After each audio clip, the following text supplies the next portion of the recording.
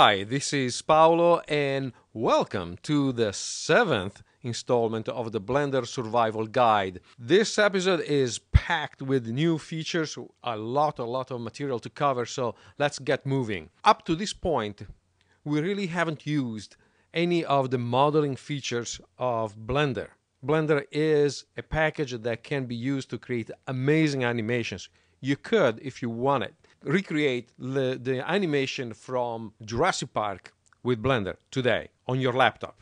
We're not going to go there, but I prepared an example that allows us to see some of the modeling and texturing features of Blender. So let's see what this is all about. Let's say that you just received a call from a publisher who wants a promo for a new book, and you are the person in charge for this. Now, you have done this before, so it's not an issue, but this time you decided that you don't want to fake it in Photoshop anymore. You really want to design a book in Blender. Now, a book is basically a squished cube. Squished is the technical term. So how convenient the Blender has provided the cube for us right there in the scene. The only thing we need to do is to change the dimensions of this cube in a way that kind of appears as a book.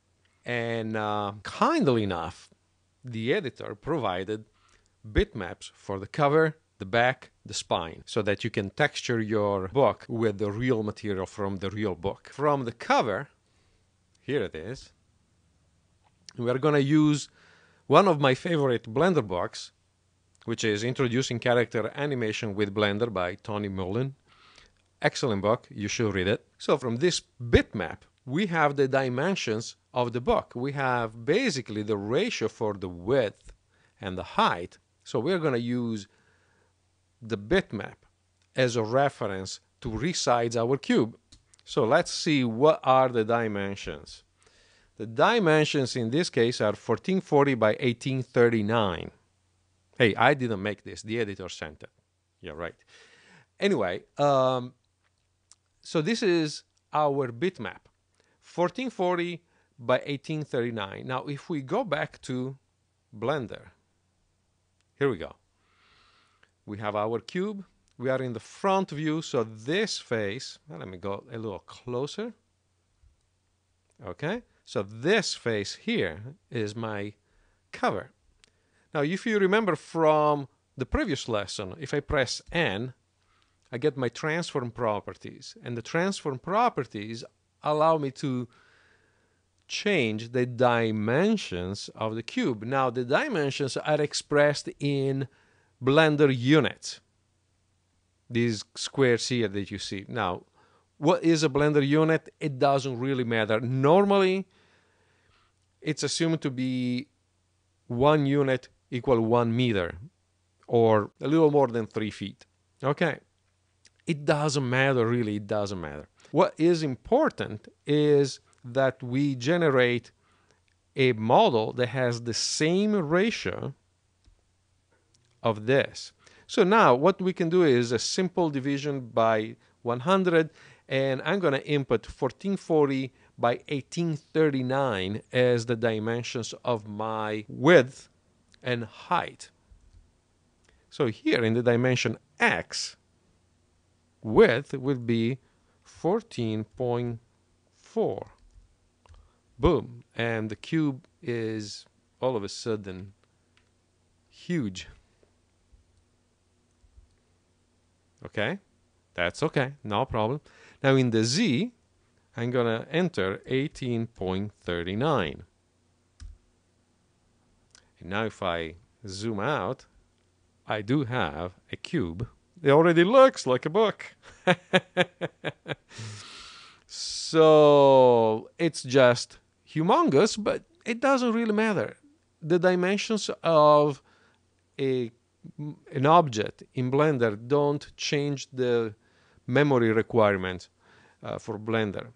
So, I can just scale this down with S, bring it down to a normal, eyeball it, normal sides. I kind of like the thickness, so I'm going to keep it for now, at least at that level. And you know what? We're going to just move it above the ground just to clear the grid. I have my reasons, you'll see. So now what we can do is simply to texture this. But that is kind of moving ahead of where we are now as far as we are concerned with the material covered by the Blender Survival Guide. I'm kind of skipping ahead. All right, let's rewind. Texturing, what is that?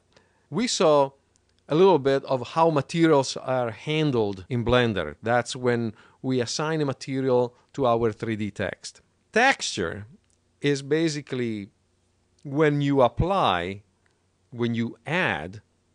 a bitmap to your material. Now, this is an oversimplification, but for now, let's stay there. So you have a material, and the material can have a color. So, for example, it can be red, it can be matte or glossy. It can have a transparency element, so it can be partially transparent. Those are all properties of the material. But on top of that, you can have a graphic element attached to it, and that is texturing.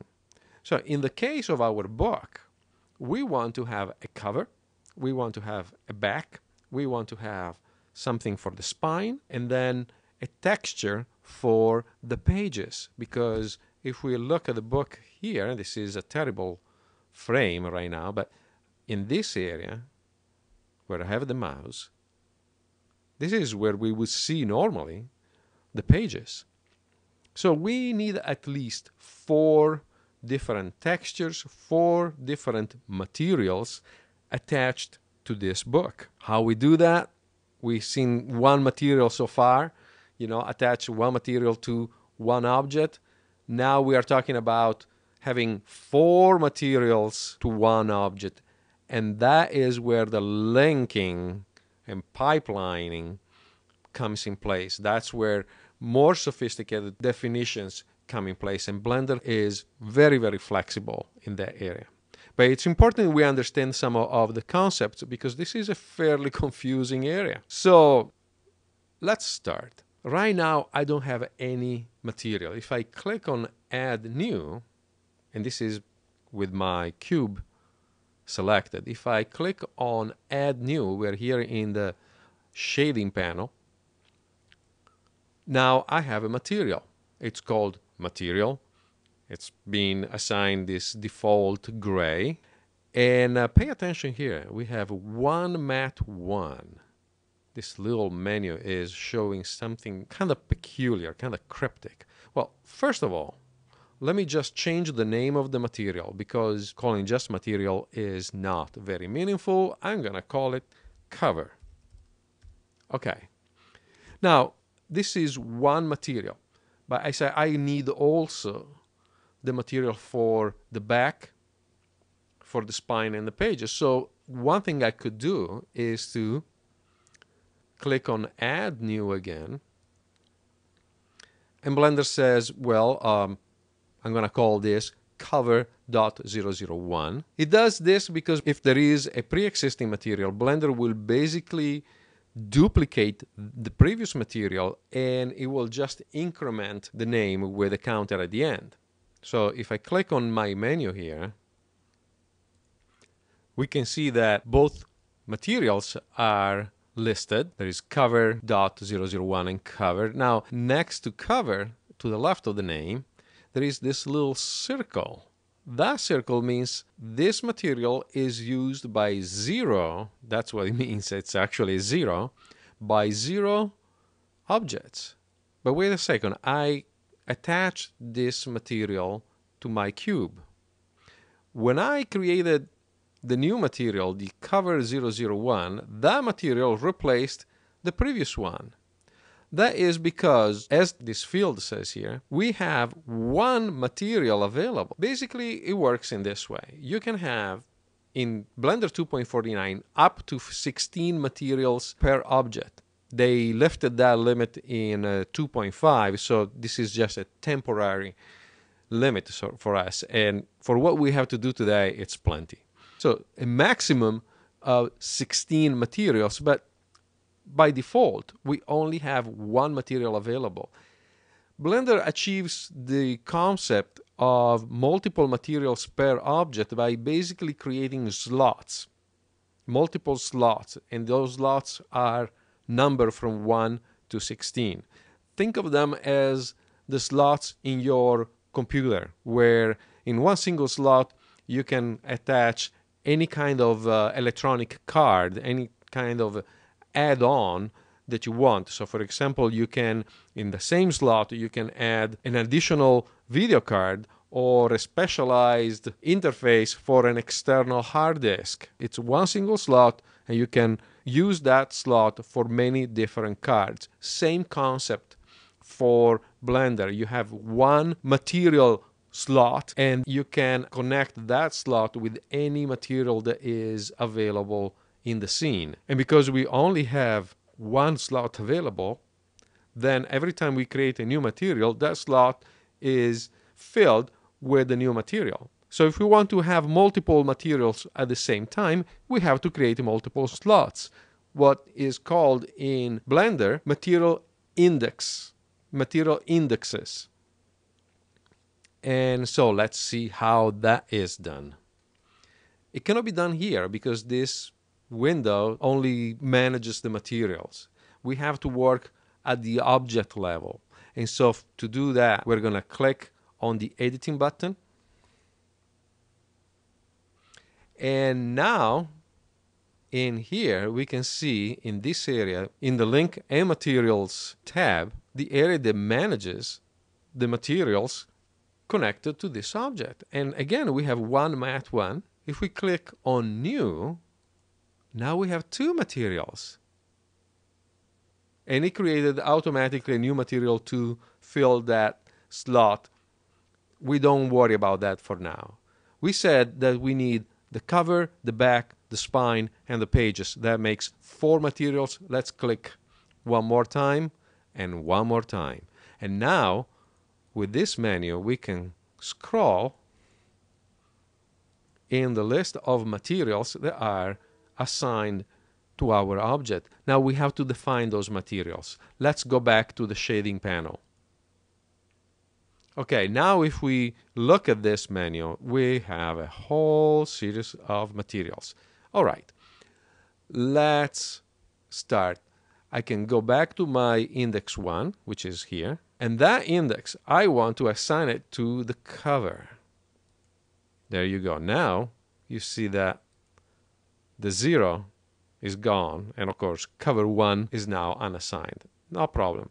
So 4 materials, we're now on the first material. Now this is what this slider means. Let's click to the next index, the next slot.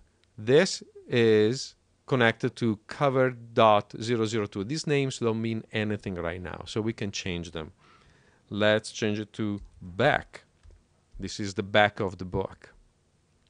Then let's click on material 3. We change this to spine. Then we click on the 4th and we call this pages.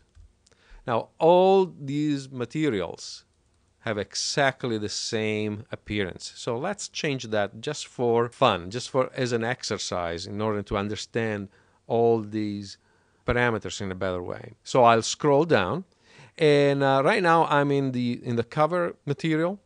So I'm going to assign to the cover a color of well, some sort of red. Okay. Now the entire object turned red because we didn't assign where those materials work. We didn't assign specific faces of our object to the materials. So by default, Blender just assigns the first material, the one at index 1, to the whole object. It doesn't matter right now, don't worry. So cover is red. Let's scroll to back, and now we can see how things change, at least here in the preview. The back of the book, I'm going to just color it in some sort of a green right now. Okay, no changes in the in the appearance of the object. Then I go to the spine. The spine, I'm going to give it some sort of a orange. Let's see. There you go. Yellow. And for the pages, I'm going to just leave them in gray for now. Okay, so now we have all our materials. We have 4 materials attached to our object, and they all look different from each other. Perfect. Now let's see how we assign a material to one or more specific faces. And to do that, I have to go to edit mode. So with my object selected, I press tab. And now the entire object is selected. All the vertices are selected. I press A to deselect. And this is a perfect time to introduce a feature that we haven't seen yet. And that is how you work on your mesh, on your polygonal mesh of the object. Because you can do amazing things when you start selecting vertices, you start selecting faces, and you start moving them and scaling them around. But again, we're going to keep it very, very simple for now. Couple of observations. We're going to scroll our header again, middle click of the mouse, and drag, okay, until I see this toolbox here. Now, when you have a polygonal mesh, you can, let me resize this, you can act on this mesh in many different ways. For example, right now, if you look at this toolbar here, the toolbar shows us that we can select the vertices of our object. So I can click on the single corners here. Right click, of course, you know. Right click on this, right click on this, right click on this. If I right click on this, I can press G for grab, and I move the mouse around. And now you can see that I can change my book quite a bit. Doesn't look like a book anymore. So I press Command Z to undo, and I can collapse the transfer properties. I can, of course, select multiple vertices, shift right click, and now I can move an entire edge. Or I could continue, and then I can press S for scale, and if I scale down, I have some sort of a flat pyramid. Pretty cool. Command Z again. This is selection by vertices. All right. And because right now I can see through the object, I can even select a vertex that is behind the front face. And it works. If you prefer to not see the background vertices and faces, you can occlude the geometry with this button here. And now everything looks solid. Now I can select by edges, for example, if I click on this button. Now if I right click on an edge, then that edge will be available for manipulation. So again, I can right click on this edge and shift right click on this other edge and press S and scale down again my flat pyramid. Okay. I can select by face, and that is what we're going to use right now. When you have a face selection enabled, then the face is marked by a black dot, and now right-clicking in any point of the face will select the whole face. And again, I can scale and have another type of pyramid. Endless possibilities, Command Z. Okay, so this is going to be my front face, and the entire book, the entire object has been already assigned the cover material, so I don't need to do anything about this. So let's flip the book. I'm gonna hold my Alt key as we saw in the first lesson and just drag with the mouse. Now I selected the back face, and in the editing buttons, which are now much more crowded because we're in edit mode, scroll down, scroll until you find again the link and materials tab, and in here we see that we are again positioned on the cover, material 1 out of 4. So let's scroll to the next one, and that is back, material 2 out of 4, and it's green. We have our face selected. Click on assign, and now that material has been assigned to our object. See? Pretty cool. Okay, so let's continue. I want to assign a material to the spine, which is this face here. So I right click on it, scroll to the spine material, assign, and now it's yellow.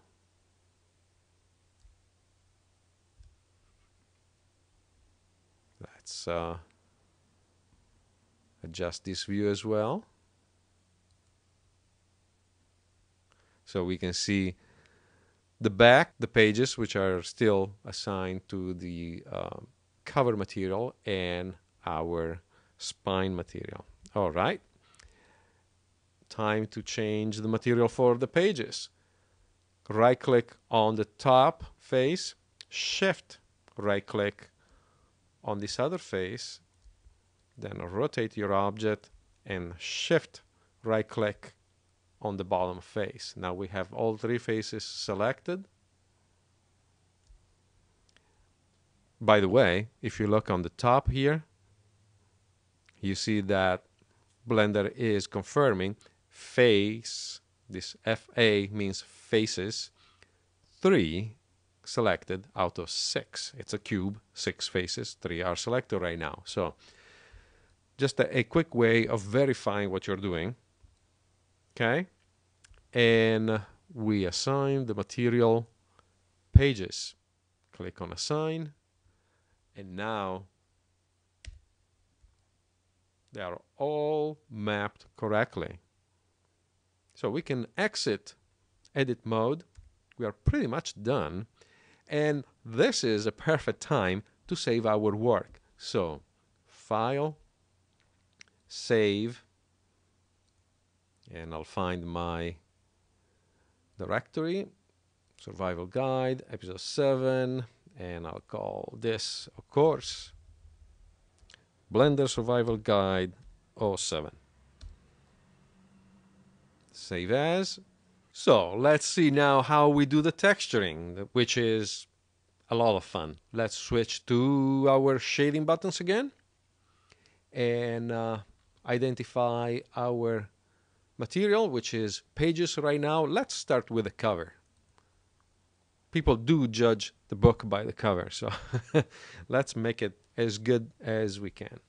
So we are on our cover material. Now the fact that it is red doesn't matter. We're going to turn it back to gray, but it doesn't really matter at this point. So don't be concerned about that. What we have seen so far is the creation of a standard material. A material can have also a texture assigned to it, and so we're going to see how to do it. Let's scroll this a little bit to the left. You see this, well, I don't quite know what it is. It seems like a giraffe pattern. It's the texture buttons. We'll get to that in a minute. We scroll down. These are all definitions for the material. We're going to ignore them right now. We go all down to the texture area, and that is telling us that we can create a texture attached to this material. And let's just do that. Let's click on Add New. Nothing has changed on the screen. What this does is to create a texture and link it to our material. The texture is automatically called text.001. I'm going to change this to cover again. There is no conflict because this is a completely different data set. And now, how I continue from here, I want to create an image. I want to add an image to this texture. Well, this tab goes this far. It allows you to create a texture, a blank texture. It allows you to manage the textures, and then allows you to do some mapping of the input and the output, and we'll see what that means. In order to define the texture, we have to actually work on this panel. So we are going to click on the texture button, and sometimes this is what happens, what it shows. There's a little bit of a repainting problem here. Don't be worried. Just either scroll up with your mouse wheel, or as usual, you can just right click and select vertical, and Blender will kind of refresh this view. So here we are in our cover texture, and we want to attach an image to this texture, so we have to assign a texture type. We click on this menu and we select image. And now we have our image panel, and we can load the image that will be in this texture. So let's click on load. Our usual file manager shows up, and then we click on the directory where the textures are loaded. I created a directory before the show, and I'll click on cover.ping, and I'll select that image. And if I scroll down, I can see the preview of my image here. Pretty cool. This is exactly what I wanted. So I'm going to scroll this view until I get my camera. I'm going to right click on the camera and move this camera. Press R for rotate. I don't want to rotate in this way. I'm going to press Z to rotate it on the Z axis. Now I can swing it in this way. And I'm going to go down almost floor level. Look, there is a very neat way of positioning the camera, and it is by basically looking through the camera and moving it as if you were in control of a real camera. So you go here in your camera perspective view, and you press Shift F, as in Frank. Now you see this little frame that appears here in the center of the view. Now if you move the mouse, look, the camera moves and follows your mouse movement. Isn't this glorious? And if I scroll down, it zooms out. Ooh, and now I can kind of frame my book in a better way. Okay, when you click, that's the end of the transition. Now I can press Shift F again, maybe zoom a little closer. Now I can do this a little faster. Click. Now, this light, again, this is a beautiful, beautiful light. So we're going to change it to a spot. Spot is not oriented in the right way. So what we're going to do, we're going to just switch to the right view, move this at the same level of the camera, rotate it R, and then I'm going to switch to the top view and verify my position. Okay. This is a lot better. Okay. Let's try a render now. Huh, that is bizarre. What the heck is that? Well, let's close this window and think about this for a second. We have defined a material. We have assigned a material to the face. We have assigned a texture, But we really didn't say much more about our intention. Now, Blender, like any program, doesn't have eyes and doesn't have common sense. For us, a book is a book, and we understand where the cover should be printed or shown. A computer knows nothing about this, so we have to be very explicit. Now, if you heard of the term UV mapping, you know that UV mapping is concerned about mapping a bitmap on a 3D object, and basically describes how those pixels get stretched across the surface. We're not going to work with UV mapping today because I want to keep this simple, but we still have to tell Blender how we want to have that texture shown. And let's click on this object. Now we can see in our cover material, we can see a preview. Now the preview of a material can be used with different objects. And in this case, there is a default sphere, but we can use a flat panel. That looks good. A cube. That doesn't look good. But that actually tells us exactly what's happening. Now, if we go back to our render, F12 again, you see these lines. Okay. This is pretty much what we see here, in slightly different distribution. But you see here the same lines. So this is exactly what's happening to Blender. Blender is right now projecting this texture on this face, but in the wrong way. It's like starting from the top. How can we change this? Let's scroll down. We are here in the material. We are here in the material called cover and in the material buttons. So let's scroll down to that panel we saw before where we have our texture. Let's click on the map input. The map input tab basically tells Blender how we want to map this texture on the object. Now we're going to completely ignore all this stuff. Fascinating as it is, right now we don't have the time and we don't need it because the editor is waiting for our promo and we really don't have much more time. Here you see the flat mapping system.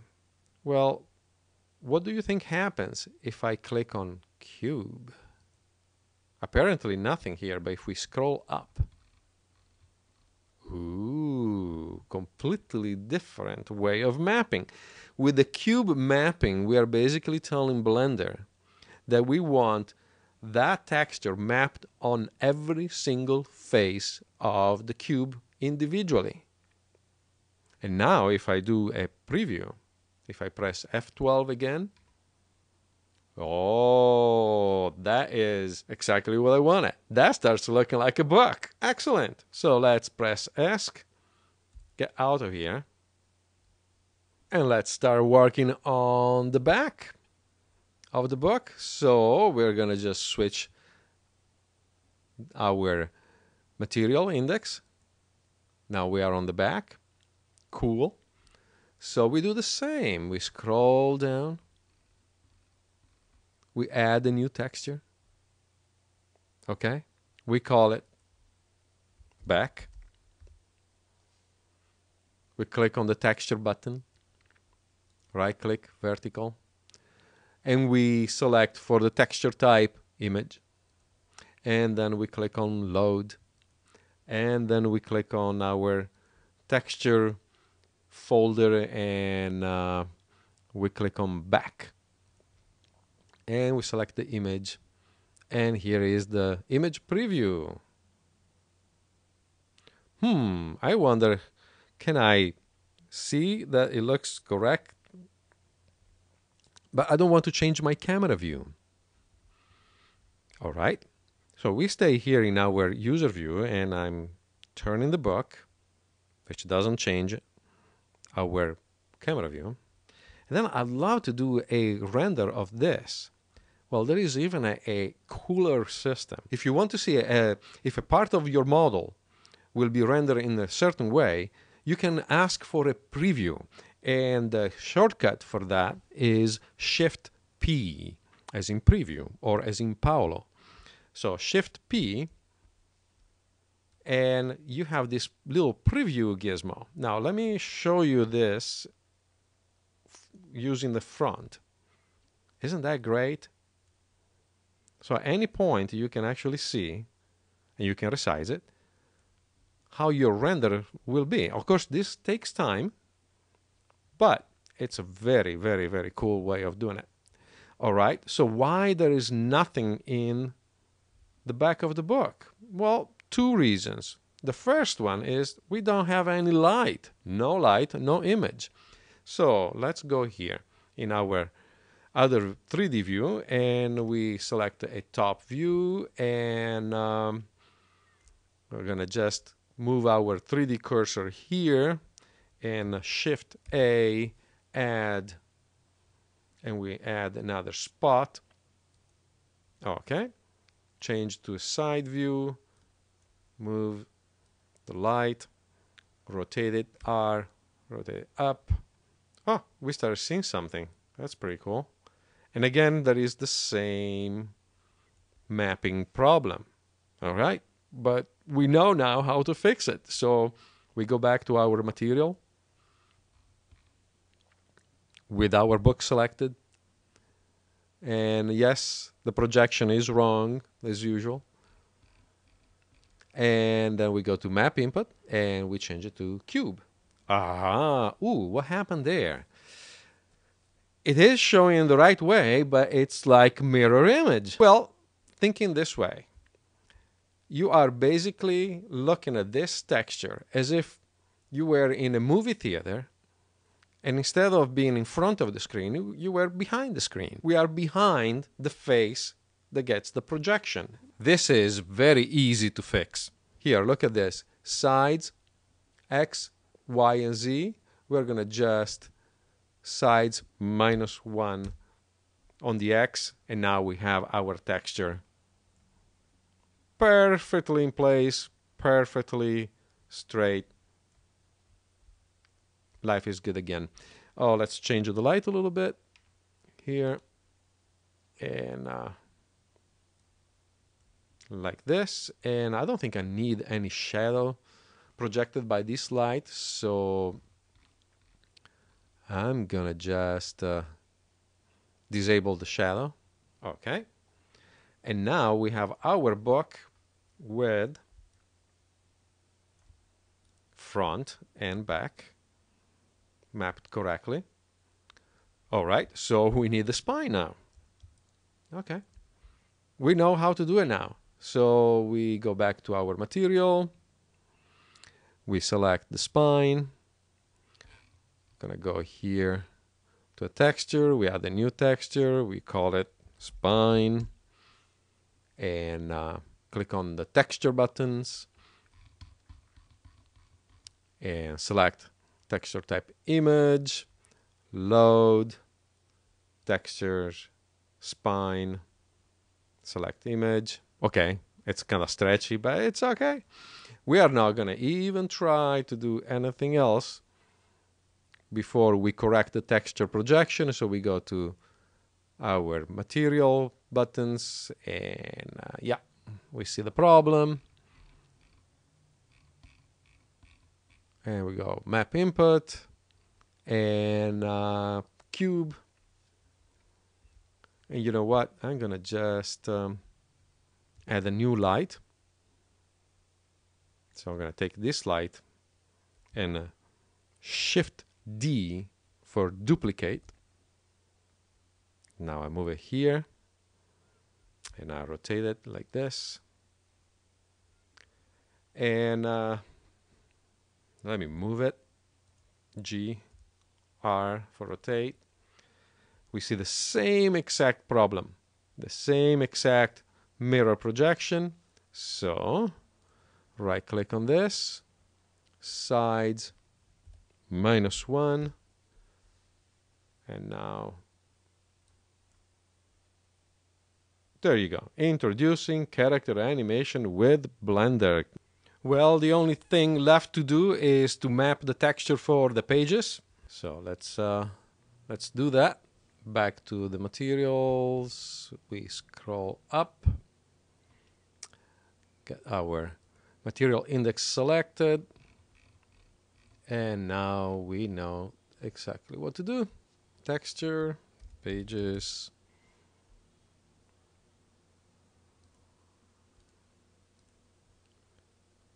texture type, load, texture, pages.